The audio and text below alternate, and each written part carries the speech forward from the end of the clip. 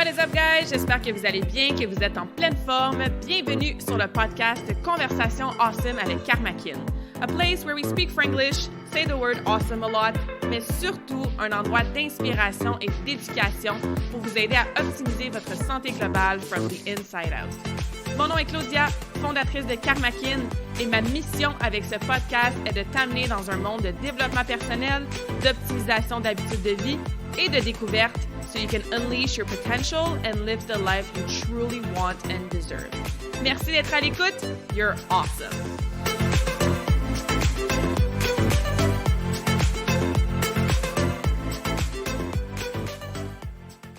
What is up, guys? Bienvenue et re-bienvenue dans cette conversation awesome avec Karmakin. Aujourd'hui, épisode solo sur un sujet un peu plus précis. J'adore avoir des conversations un peu plus larges sur, la croissance, le développement personnel, des conversations tellement inspirantes. N'hésitez jamais à retourner en arrière si vous avez manqué quelques épisodes de podcast dans les dernières semaines. Mais j'aime aussi vous donner des trucs très, très concrets, très, très pratico-pratiques sur des choses sur lesquelles je coach à toutes les semaines. Que ce soit en lien avec l'entraînement, la nutrition, le mindset, on en parle beaucoup dans nos conversations, dans les entrevues aussi, mais aussi la récupération physique et mentale qu'on a déjà abordé sur le podcast. Et aujourd'hui, je voulais qu'on jase spécifiquement du fameux phénomène des étirements, du raquage aussi, des courbatures. Donc, de comprendre vraiment quand il faut s'étirer, est-ce qu'il faut s'étirer, pourquoi il faut s'étirer? Si je suis raquée après un entraînement, est-ce que ça veut nécessairement dire que mon entraînement était plus payant? Est-ce que de m'étirer va m'aider à être moins raquée? Fait que j'ai vraiment envie qu'on se fasse une conversation sur ce sujet précis-là pour que je t'aide à te défaire de certains mythes en lien avec les étirements, que je puisse t'aider concrètement à les intégrer de la bonne façon dès aujourd'hui dans ton entraînement, dans ton quotidien. Et pour qu'on se simplifie la vie aussi avec ce sujet-là, qui est parfois sous-estimé au niveau de son importance et aussi qui peut être un peu confus parce que des fois, on lit quelque chose et le lendemain, on va lire le contraire, un peu comme dans la nutrition, Donc, pourquoi je voulais vous parler de ça spécifiquement dans cette conversation, c'est que si tu écoutes ça à la date que l'épisode va sortir, on est en juin 2021, l'été se fait ressentir, le déconfinement se fait ressentir aussi. Certains d'entre vous allez recommencer certains sports d'été, peut-être que vous allez devenir plus actifs avec la température qui est peut-être un peu plus motivante. Il y a peut-être certains de vos sports qui recommencent aussi avec la réouverture des gyms, les sports collectifs. Donc, je pense que c'est un bon timing de faire un peu le point sur ce sujet-là. Comme je disais aussi, il y a beaucoup de mythes par rapport à les courbatures, être raqué, les étirements. Quand on reprend un entraînement que ça fait longtemps qu'on n'a pas fait, on peut avoir effectivement des courbatures au début, puis on ne sait pas trop si on doit bouger, pas bouger, s'étirer avant, s'étirer après. Et comme j'ai aussi dit rapidement, c'est qu'on sous-estime souvent l'importance des étirements. On les fait pas souvent, ou on va les faire genre 2-3 minutes bien rapido presto après un workout, et pourtant ils ont leur place et c'est quelque chose d'important à intégrer dans son quotidien, pas nécessairement en lien avec ton entraînement précisément, mais juste pour ta santé physique globale générale. Alors, la première chose que je vais démystifier, c'est que les étirements, s'étirer, travailler sa flexibilité, faut voir ça un peu comme un entraînement en soi. Il faut voir ça comme vraiment une habitude précise, spécifique, qu'on veut intégrer dans l'ensemble des habitudes qu'on fait pour notre santé physique. Notre santé mentale aussi, c'est sûr que, prendre le temps de bien s'étirer, habituellement, on fait un peu le vide mentalement aussi en même temps, et ça peut aider à ce niveau-là. Mais comme je disais, il faut voir ça un peu comme un entraînement en soi. Parce que c'est quoi le but de s'étirer? C'est de s'assurer qu'on garde notre amplitude de mouvement, s'assurer que, on va en reparler plus tard des bénéfices, mais règle générale, on pense souvent qu'il faut s'étirer après un workout juste pour pas être raqué le lendemain. On va expliquer après pourquoi ça, c'est pas tout à fait vrai. Puis on les sous-estime parce qu'on se dit « j'ai pas besoin de m'étirer, moi, dans la vie, c'est pas quelque chose que je priorise. » Par contre, si tu veux effectivement améliorer ta flexibilité, t'assurer que tu gardes une bonne amplitude de mouvement, ça prend une constance. Ça prend une approche qui est comme un programme de cardio, un programme de musculation. Ce qui veut dire que oui, il faut que tu aies des étirements spécifiques à toi. Oui, il faut que tu aies un nombre de répétitions ou un nombre d'exercices. Fait qu'il faut que tu aies, bref, des paramètres Un peu comme si je te dis, OK, tu vas faire 3 séries de 15 squats avec un tempo de 2,02 et tu vas prendre 30 secondes de pause entre chaque série. Bien, ces chiffres-là, c'est tes paramètres qui vont dicter spécifiquement ce que tu vas faire pendant ta musculation. Même chose pour ton cardio. Pendant 20 minutes, tu vas courir 1 minute à une vitesse de X ou à une échelle de 8 sur 10 sur ton échelle d'effort. Et ensuite, tu vas faire 1 minute de marche rapide comme récupération active à telle vitesse ou à une échelle de 5 à 10 pour ton effort. Fait que ces chiffres-là, ces paramètres-là, comme je vous disais, c'est ce qui construit un entraînement. Bien, pour les étirements, c'est la même chose. Tu sais, de se pogner la cheville, de tirer ton talon vers ta fesse pour essayer d'étirer de devant de ta cuisse, de jaser en même temps puis de tenir ça 2-3 secondes, bien, c'est pas ça qui va t'amener les bénéfices que les étirements peuvent avoir. Ça prend une durée, ça prend des techniques, ça prend une position qui est bien placée, ça prend de la constance aussi, de les faire régulièrement. Et malheureusement, souvent, on voit pas les étirements comme ça. On voit ça comme quelque chose qu'on fait en genre de cool-down. Puis si on fait pas du yoga, puis du ballet, puis du patin artistique dans la vie, on n'a pas besoin de travailler nos étirements puis d'être flexible. Et pourtant, comme on va voir plus tard, c'est le contraire. C'est super important. Fait que ça, c'est le premier changement de mindset que je vous invite à avoir en ce moment quand vous êtes à l'écoute, c'est de faire comme, OK, ouais, faut que je commence à voir mes étirements, l'amélioration de ma flexibilité comme un entraînement. Est-ce que ça veut dire que tu le fais tous les jours, 1 heure de temps? Non. Mais quand tu le fais, tu mets ton attention, ton effort là-dessus et tu as des paramètres, des chiffres qui vont t'aider avec ça. Et on va en parler évidemment pour vous donner des petites idées puis des trucs pratico-pratiques. Ce qui m'amène à mon deuxième point, c'est qu'il y a différents types d'étirements aussi. On a des étirements passifs. Ça dit, c'est passif, on prend une position, on s'assure que notre position, elle est bonne, qu'on est bien placé, que le muscle est dans une position optimale pour être étiré, et de façon passive, on va conserver cette position-là pendant, 15, 20, 30, 45, 60 secondes. Donc, je prends la position, je la tiens, il n'y a pas nécessairement de mouvement. Je dois sentir que mon muscle s'étire, mais je vais être capable de le tenir assez longtemps pour aller chercher des bons bénéfices, ce qui veut dire que je ne suis pas en train d'essayer de faire la split, puis là, l'intérieur de mes cuisses, ça se déchire, puis j'ai tellement mal que je ne peux pas la tenir plus que 3 secondes et quart. On veut les tenir longtemps. J'aime bien dire un minimum de 30 secondes. Et un vrai 30 secondes avec un timer, et pas juste ça doit faire 30 secondes, mais dans le fond, ça en fait 12. Donc, des étirements passifs, j'aime bien dire, c'est ça, un vrai long 30 secondes. Il y a dans certains cas qu'on doit aller un petit peu plus longtemps, jusqu'à 60 secondes, parfois même jusqu'à 2 minutes, parce qu'après avoir étiré la fibre musculaire, ça peut aider à étirer au niveau des fibres tendineuses, des fibres ligamentaires. Donc, un minimum de 30 secondes pour les étirements passifs, c'est un chiffre assez global, mais évidemment, ça peut dépendre de ce que vous étirez spécifiquement, si vous avez des blessures, des choses à travailler. Fait que ça, c'est les étirements passifs, le classique qu'on voit souvent. On prend une position, on la tient, on sent l'étirement, on respire, puis that's it. Ce genre d'étirement-là, on recommande de le faire après vos entraînements. Donc, si tu fais de la musculation, que tu t'en vas courir, que tu embarques sur la glace pour faire un entraînement de patin artistique, que tu t'en vas sur le terrain de soccer, mais de tenir des positions de façon passive assez longtemps, ce que ça fait, évidemment, ça étire ta fibre musculaire. Donc, la rapidité de contraction quand tu vas devoir courir, sauter, faire des changements de direction rapides, atterrir un saut, lever une charge lourde, tu as besoin que tes muscles soient en mode réaction très, très rapide, qui se contractent rapidement pour faire la job qu'ils ont besoin de faire. Si on fait des étirements passifs tenus longtemps avant, cette réaction-là va être ralentie un petit peu. Fait qu'on veut les faire après nos entraînements. Est-ce que ça a besoin d'être tout de suite après? Non, puis on va en reparler dans mon troisième point, mais on ne veut pas nécessairement les faire avant un entraînement. Deuxième catégorie, un peu d'étirement, c'est le contraire. C'est qu'au lieu que ce soit des étirements, statiques, passifs, c'est des étirements qu'on appelle dynamiques ou on peut dire même balistiques. C'est tous des mots qui veulent dire un peu la même chose. Donc, dynamique, ça le dit, tu es en mouvement pendant que tu fais ton étirement.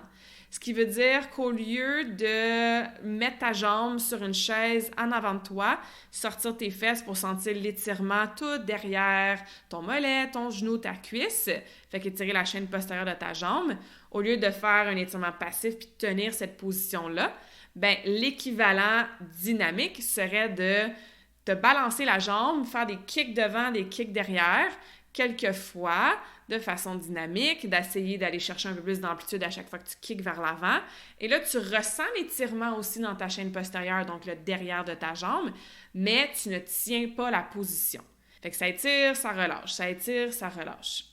Ce genre d'étirement dynamique-là, on veut les faire effectivement en guise d'échauffement, donc avant nos entraînements. Comme ça, on s'assure d'échauffer nos muscles, on s'assure d'étirer nos fibres musculaires, mais parce qu'on ne les tient pas étirés super longtemps, ça va bien échauffer la région musculaire, bien échauffer le corps, mais sans ralentir ce processus de contraction-là qu'on a besoin quand on fait un entraînement ou un sport spécifique. Donc, c'est pour ça que je recommande toujours à mes clientes de faire une espèce de head to toe, de la tête aux pieds. On tourne la tête à droite, à gauche. On fait des rotations avec les épaules par en avant, par en arrière. On croise des bras allongés devant, on les ouvre vers l'arrière. Des rotations de bras, des inclinaisons latérales au niveau du dos, des rotations de tronc. Après ça, on descend dans les hanches, on fait des genoux hauts, des talons fesses, des kicks justement devant, derrière et de côté. On peut faire des rotations de hanches, certains squats, monter sur les chevilles. Fait que, tu sais, rapidement, là, de la tête aux pieds, t'assurer que tu as tout bougé tes articulations de façon dynamique. Ça peut devenir une excellente façon de t'étirer dynamiquement, mais en guise d'échauffement. Genre de choses qu'on peut faire aussi quand on est assis toute la journée puis qu'on travaille sur notre ordinateur, mais de temps en temps, on se lève debout et on se balance les bras droite à gauche, on fait quelques swings avec la jambe, on fait des petites rotations au niveau du tronc. Donc, ce genre d'étirement-là plus dynamique, différent évidemment du passif, on comprend pourquoi. Et ça, oui, on peut les faire avant nos entraînements, avant nos activités physiques et sportives, en guise d'échauffement. Une troisième catégorie d'étirement, c'est ce qu'on appelle là, avec l'abréviation PNF. Donc PNF, si je vous summarize assez rapidement, c'est quoi la technique? C'est qu'on va prendre une position comme si on allait faire un étirement passif. On va contracter, peser, résister avec un membre de notre corps, tout dépendant de ce qu'on étire, pendant quelques secondes. Ensuite, on va enlever complètement la résistance et on va étirer un petit peu plus loin, comme si on faisait un étirement passif. Fait que c'est une espèce de combinaison de contracter, relâcher, qui est une méthode très, très efficace pour améliorer justement la flexibilité, mais qui est quand même demandante pour le corps, ce qui veut dire que, ça revient à mon premier point, il faut voir ça un peu comme un entraînement en soi. Fait que par exemple, si je reprends mon exemple de je suis debout, j'ai mon talon sur une chaise en avant de moi, les deux jambes sont allongées, ma jambe en avant évidemment est levée sur la chaise, je sors les fesses, je m'incline un petit peu vers ma jambe qui est levée et là je sens l'étirement, mollet, derrière le genou, derrière la cuisse. Là, ce que je ferais, c'est qu'avec mon talon qui est sur la chaise, je vais pousser fort pour activer les muscles derrière ma jambe pendant 4-5 secondes. Donc, je mets une résistance contre la chaise comme si je voulais descendre mon talon vers le plancher. J'active, je contracte les muscles. Je tiens ça 4-5 secondes. Ensuite, ce que je vais faire, c'est que je vais arrêter de résister contre la chaise. Et là, je vais pouvoir peut-être sortir les fesses encore plus, m'incliner vers ma jambe encore plus et bref, accentuer l'étirement encore plus. Je vais tenir ça 4-5 secondes. Ensuite, je vais résister, relâcher. Contracter, relâcher. C'est aussi, comme je parlais des paramètres tantôt, pour ne pas se compliquer la vie, on peut se dire qu'on fait 3 fois ce cycle-là, ça va nous durer 30 secondes, mais ça peut être des résistances qui sont plus longues, ça peut être une résistance du muscle contraire. Fait qu'il y a toutes sortes de différentes techniques, puis c'est là que ça devient ultra pertinent de travailler avec un coach ou un kinésiologue pour vous aider avec ça.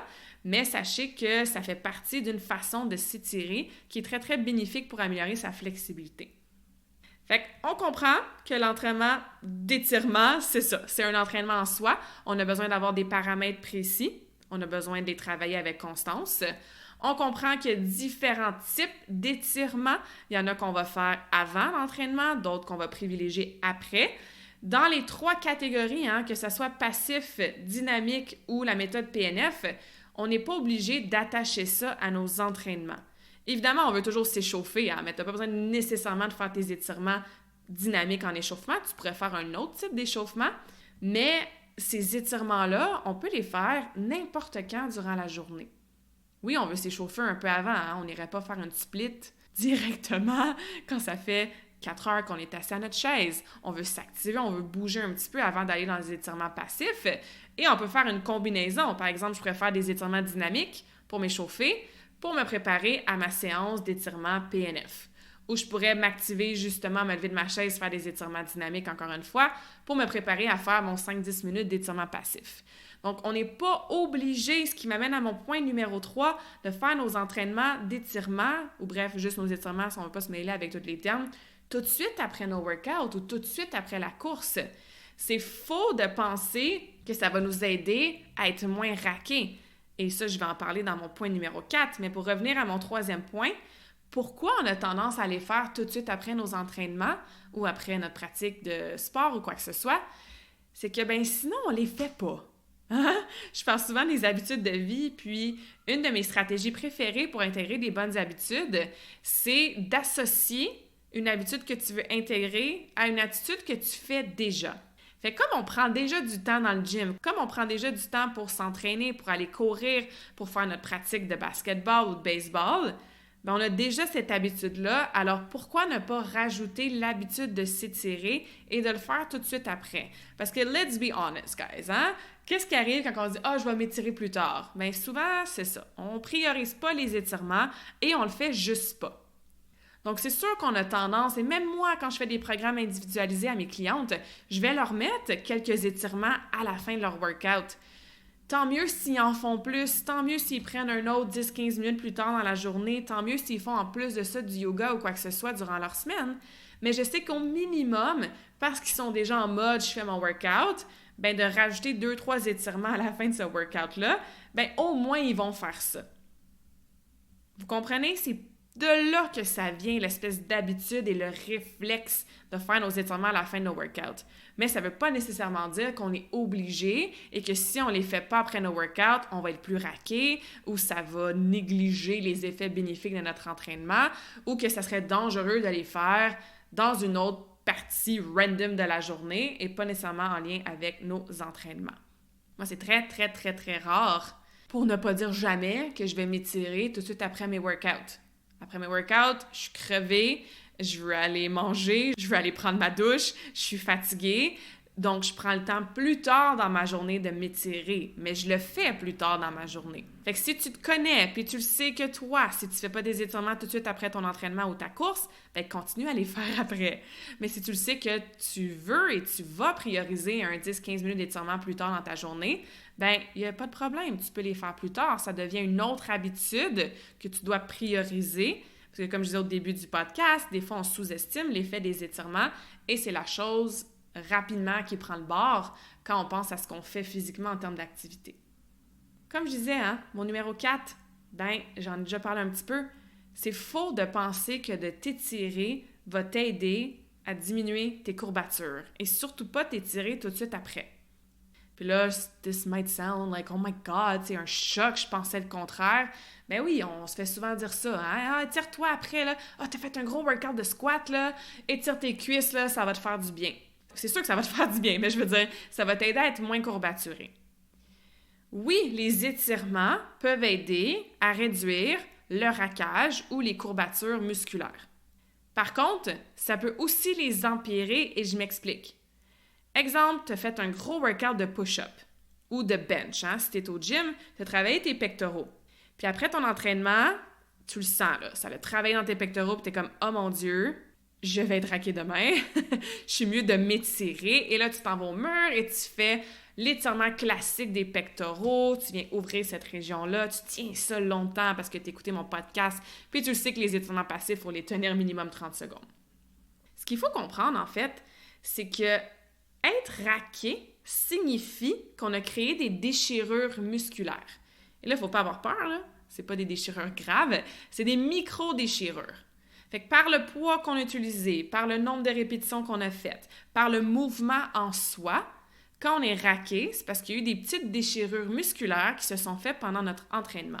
C'est pour ça qu'au début, quand ça fait longtemps qu'on ne s'est pas entraîné, ou qu'on n'a pas fait un tel exercice, ou qu'on n'a pas changé peut-être le rythme ou le tempo à laquelle on fait un exercice, ou qu'on a rajouté du poids, on a créé cette charge-là, cette demande-là sur le muscle qui a créé des petites mini-déchirures Et le lendemain ou le surlendemain, on fait comme « Oh mon Dieu, je suis raqué ». C'est pour ça aussi que quand tu fais un même exercice dans les mêmes circonstances et les mêmes paramètres souvent et de façon constante, ben ton 15 squats du début, il te raque plus bien la deuxième puis la troisième semaine. Fait que je reviens à mon exemple de push-up ou de bench. Tu as senti tes pectoraux travailler beaucoup. C'est sûr que tu as créé des micro-déchirures par ton entraînement. Qu'est-ce qui arrive quand tout de suite après, pendant que ton muscle est encore en mode genre « Oh mon Dieu, elle vient de me déchirer ça un petit peu », dit de même, hein? On s'entend que c'est pas la plus belle image, mais vous comprenez le principe. Mais qu'est-ce qui arrive quand tu vas t'étirer tout de suite après? Ben l'étirement, là, est-ce que ça se peut qu'il amplifie peut-être ces petites micro-déchirures-là? Pense-y, hein, quand tu as un élastique, puis que tu le tires, s'il est déjà en mode étiré, puis que toi, tu vas l'étirer encore plus, bien, ça se peut qu'il s'effrite ou qu'il se déchire même de façon complète. Fait qu'est-ce que c'est dangereux de s'étirer tout de suite après? Non, mais dans un monde idéal, quand tu as fait un gros entraînement sur un groupe musculaire précis, se sortir de la mentalité de « Ah, faire des longs étirements passifs va m'aider à être déraqué », bien des fois, au contraire, hein, ça va faire en sorte que tu vas être plus raqué. Le lendemain matin ou le surlendemain ou plus tard dans ta journée, quand tu sens que « Ouf, ouais, je commence à sentir mon chest, je commence à sentir mes cuisses qui sont raquées, qui font un petit peu mal quand je m'en vais aux toilettes ou quand je descends les escaliers », bien là, oui, tu peux faire des petits étirements légers, passifs, sans avoir des méga positions dans une amplitude de mouvement qui est exagérée, les tenir peut-être un petit peu moins longtemps, faire un petit peu d'étirement plutôt dynamique au lieu de passif, parce que c'est super important de ramener de la circulation sanguine rapidement, de ramener des contractions dans tes muscles quand ils sont raqués. Fait que oui, de rebouger quand vous êtes raqué, c'est important. Est-ce que tu retournes faire un gros workout de chest ou de squat? Non. Mais souvent, j'entends mes clients me dire « Oh mon Dieu, j'ai mal partout, fait que j'ai pas bougé. » Au contraire, si tu bouges pas, ça va être pire. Tu vas ankyloser, tes muscles vont rester un peu micro-déchirés parce qu'au lieu d'avoir bougé, d'avoir été prendre une marche, d'avoir fait des étirements passifs légers, pas trop longs, ou des étirements dynamiques, d'avoir sauté sur ton vélo, d'avoir fait un peu de mouvement, bien ce mouvement-là va aider ta circulation sanguine, va aider même ton système lymphatique qui va faire promener les déchets, les toxines, va t'aider aussi à avoir des petites contractions musculaires. Et si en plus tu bois beaucoup d'eau, que tu t'hydrates bien avec des électrolytes si tu en as perdu plein pendant ton workout, si tu t'assures de bien manger, que tu dors bien, mais tous ces facteurs-là vont aider à ta récupération et vont aider à réparer ces micro-déchirures-là. Donc là, je parle un petit peu plus du raquage, mais tout ça est relié, right? Parce que ça veut pas dire que t'es pas raqué, que ton entraînement n'a pas été efficace. Ça aussi, c'est un mythe que je veux défaire. Il y a des gens qui vont raquer, entre guillemets, plus que d'autres. Il y a des gens qui sont jamais raqués. Est-ce que ça veut dire que ceux qui sont jamais raqués s'entraînent jamais fort? Pas nécessairement. Des fois, j'ai les meilleurs workouts de ma vie, là, pendant l'entraînement, je me donne à fond, j'augmente mes charges sur mes lifts, je me sens totalement épuisée, brûlée après, puis le lendemain, je suis pas raquée. Puis des fois, c'est un workout ordinaire, normal, habituel, puis juste parce que j'ai peut-être changé un angle dans un exercice ou que j'ai ralenti le tempo ou quoi que ce soit, bien le lendemain, je vais le sentir, puis là, je vais être super raquée. Mais mes 2 workouts étaient tout aussi payants. Donc ça aussi, je vous invite à vous défaire un petit peu de ce mythe-là. Raquer ne veut pas dire que c'était efficace. Raquer veut dire te créer des micro-déchirures. Est-ce que tu as créé des micro-déchirures parce que ton workout était efficace? Probablement. Mais est-ce que tu as créé des micro-déchirures parce que, bon, tu t'es entraîné, mais après ça, tu t'es lancé dans des méga étirements, puis ça a amplifié tes micro-déchirures? Peut-être aussi. Fait que c'est dur à savoir. Mais c'est pas grave.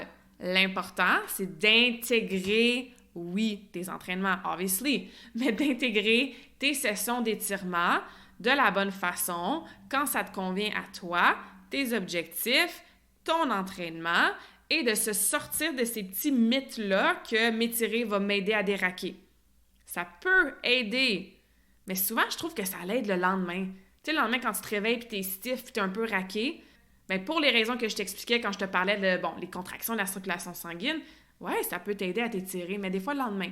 Des fois, tout de suite après, on va attendre, on va donner un petit break à nos muscles, puis on va le faire plus tard dans la journée, à condition de s'en souvenir, évidemment. Donc, j'espère que ça, c'est clair. J'espère que ça fait du sens. Et comme je disais, être raqué, ça se peut. Les étirements peuvent aider, peuvent aussi nuire. Mais comme j'ai dit rapidement, c'est surtout de rebouger le lendemain, le surlendemain qui va aider. C'est de prioriser un sommeil, oui, assez long, mais aussi un sommeil de qualité. Parce que toute la récupération se fait pendant qu'on dort. C'est de t'assurer que tu manges bien, que tu as les protéines pour aider tes muscles, des glucides pour refaire tes réserves de glycogène, d'énergie dans tes muscles.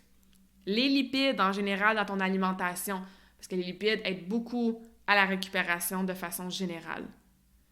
Donc ça va t'aider beaucoup plus à récupérer, à être moins raqué, que de te lancer dans des méga étirements passifs parce que ça se peut que tu te nuises malheureusement. Fait qu'avec tout ça, on fait comme, OK, si je m'étire pas après mes workouts, parce que ça va peut-être pas nécessairement m'aider, ou si je m'étire après mes workouts parce que sinon je vais oublier, mais si je m'étire pas de façon passive avant mes workouts, puis si je peux faire la méthode PNF, mais comme faut que je vois ça un peu comme un entraînement en soi parce que c'est quand même demandant pour le corps, ben là, je te comprends si t'es un peu mêlé, puis t'es comme, ben c'est quoi le but de bord de s'étirer, puis quand est-ce que je suis supposée m'étirer? Je pense que là, au niveau de l'entraînement, tu comprends, hein? Étirement dynamique avant, étirement passif après, si tu en fais, tout de suite après ou plus tard dans ta journée après. Fais attention de ne pas rétirer de façon intense le muscle que tu as travaillé dans ton workout. C'est sûr que si tu fais un full body workout, tu as des squats, des épaules, des bras, des abdos, du dos, ben les micro-déchirures que tu vas faire, la demande que tu vas avoir sur tes muscles, étire-toi après, là. Il n'y a aucun problème, tu vas certainement pas empirer ton cas. Mais je te parle de si tu as fait vraiment, là, c'est ça, un gros workout de jambes, un gros workout de chest, hein, comme on voit souvent dans les gyms, que tu as été courir là, un 10 km pour la première fois de ta vie, ben oui, prends le temps de faire un cool down. À la limite, fais du foam roller. Prends ton rouleau puis roule sur tes muscles. Ça va t'aider à activer tout ça, plus qu'un étirement passif. Focus sur les autres piliers que je t'ai mentionnés pour aider ta récupération, puis garde tes étirements passifs pour peut-être un petit peu plus tard après ton workout, ou tu peux nécessairement en faire, mais juste rester à l'écoute de « ouais, mes mollets sont super tight après ma course, est-ce que je m'aide là en ce moment en étirant à fond mes mollets pendant 2 minutes? » Peut-être pas, hein? Puis là, ça devient du cas par cas, puis c'est pour ça que c'est super important d'être à l'écoute de son corps. Et j'espère que ce petit résumé-là vous simplifie un peu la vie puis vous démêle. Parce que oui, il y en a plein de bénéfices à s'étirer. Évidemment, on veut s'étirer dans la vie pour garder une bonne flexibilité, ce qui fait partie de la prévention, ce qui fait partie de ralentir notre processus de vieillissement. Pense-y, là, si tu as la misère à te pencher pour attacher tes souliers, parce que ça tire énormément derrière les cuisses, ou si tu as la misère à te tourner pour aller prendre quelque chose dans le siège arrière quand tu conduis, ou si tu as de la difficulté à attacher ta brassière ou défaire quelque chose dans ton dos au niveau de ton linge parce que tes bras ne se rendent pas parce que tu es trop stiff dans tes épaules, ou si tu tournes la tête à droite pour faire ton angle mort puis ça tire à fond dans ton cou, ben c'est sûr que tout ce genre de petites choses-là qui se passent au quotidien, si on travaillait notre flexibilité, donc si on s'étirait de façon constante avec des paramètres, puis si on améliorait notre amplitude de mouvement, ben oui, on pourrait probablement prévenir beaucoup plus de blessures, prévenir des douleurs musculo-squelettiques aussi, prévenir des tensions au niveau de certains groupes de muscles. Fait que ça a certainement sa place, une bonne séance d'étirement, encore une fois, que ce soit passif, PNF ou balistique, dans notre semaine. Puis pas juste une, hein? C'est comme l'entraînement, c'est comme le cardio. Si on vise un genre de 3 séances par semaine, ça serait le minimum pour avoir un petit peu d'amélioration et au moins conserver nos acquis. Alors, de dire que je vais m'étirer avant workout, ça va prévenir mes blessures, ben non, les étirements passifs, maintenant on comprend pourquoi. Oui, des échauffements peuvent aider à prévenir des blessures pendant l'entraînement, mais la raison pourquoi on dit qu'en général, les étirements, ça nous aide à prévenir les blessures, ben c'est pour ça. Tu augmentes ton range of motion, tu augmentes ta flexibilité, tu améliores ta mobilité aussi. Fait que quand tu fais les activités quotidiennes, quand tu arrives là, dans ton match de soccer, quand tu arrives pour te pencher rapidement par en avant, bien, si tes muscles sont flexibles, si tu as cette capacité-là d'élasticité, que la fibre s'étire et revient à sa taille habituelle et normale, ben oui, ça peut t'aider à prévenir ces blessures-là. mais c'est de façon générale et pas nécessairement spécifiquement dans l'entraînement que tu t'en vas faire.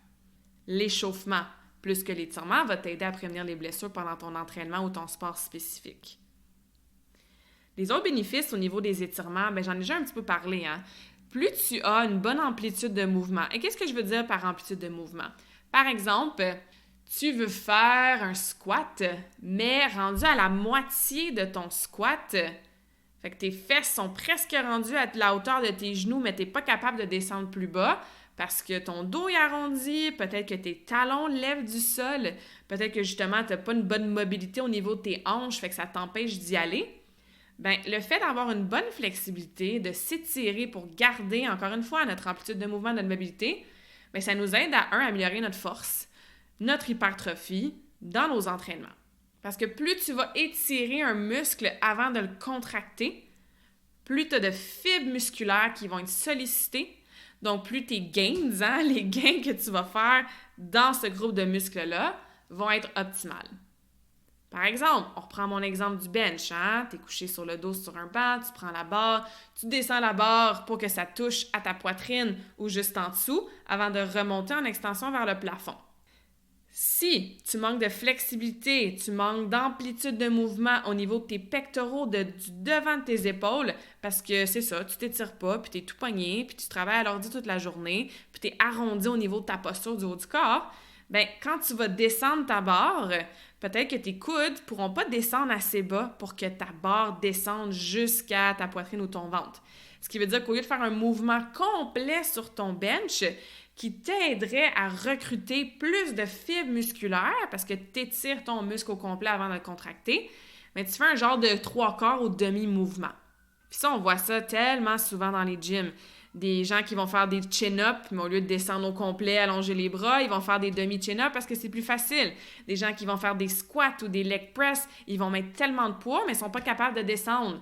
C'est des petits range of motion, puis ils font des genres de demi-mouvements. Puis ils pensent qu'ils améliorent leur force parce qu'ils sont capables de mettre tellement plus de poids sur leur barre que quand ils feraient un squat, par exemple, puis descendre jusqu'en bas.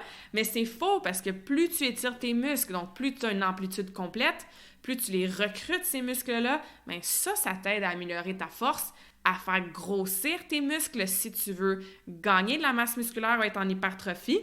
Donc, c'est ça aussi que les étirements peuvent aider à faire.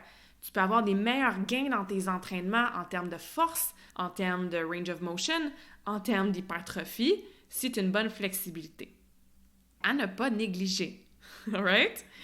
Sinon, comme j'ai dit un petit peu au début, inclure des petites périodes d'étirement dans sa journée, ça devient une excellente façon de réduire son stress, de prendre des breaks, d'être assis dans une même position toute la journée, de contrer un peu les effets de la sédentarité. Tu sais, si tu te lèves à chaque 2 heures puis tu fais un 5-10 minutes d'étirement, tu te couches au sol, tu lèves ta jambe sur une chaise, tu utilises le mur ou peu importe ce que tu décides de faire comme étirement, mais pendant que tu t'étires, t'es pas assis, t'es pas en mode sédentaire. Bon, peut-être que tu bouges pas tant que ça, mais je veux dire, t'es dans des positions qui sont bénéfiques pour ton corps. Tu focuses sur ta respiration, sur le sentiment que tu ressens dans ton muscle quand il est en mode étirement. Tu es plus mindful, tu es plus en pleine conscience de ce que tu fais. Ça fait un genre de vide mental aussi pendant que tu fais ça. Fait que ça aussi, c'est des bénéfices qui ne sont pas à négliger.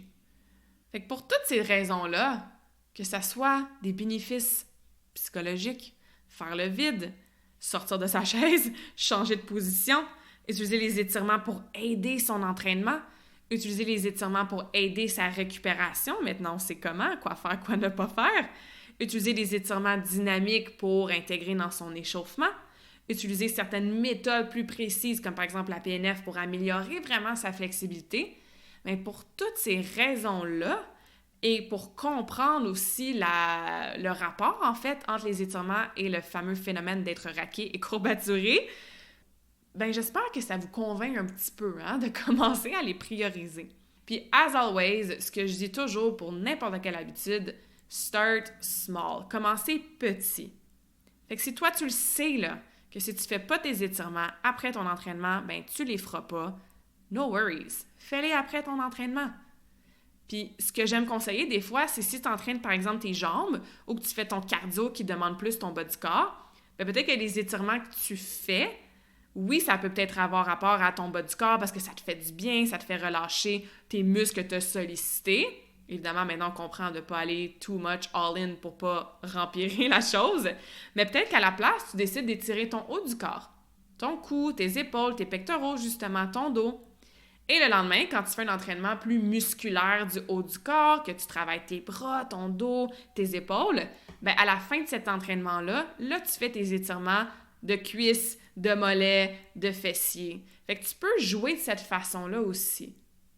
À toi de trouver un peu ta méthode, ta routine, mais ce que je veux surtout que tu retiennes de ce podcast-là, c'est que c'est important de s'étirer pour prévenir toutes sortes de problématiques, pour aider dans notre performance physique, mais aussi notre performance mentale. Et je veux que tu retiennes aussi les petits mythes qu'on a défaits. Donc, s'étirer passivement avant un entraînement, un workout, un sport, c'est non.